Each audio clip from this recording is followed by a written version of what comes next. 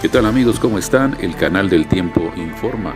Finalizamos la jornada sabiendo de una onda tropical y la tormenta ETA generando importantes cantidades de lluvia en Nicaragua, Honduras y posteriormente El Salvador, Belice y Guatemala.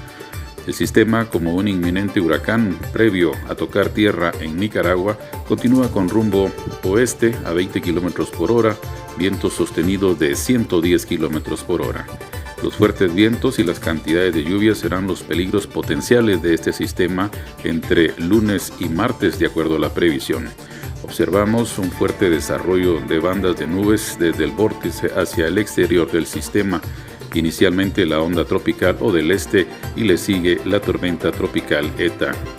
Fuertes condiciones se esperan debido a la presencia inminente de estos sistemas.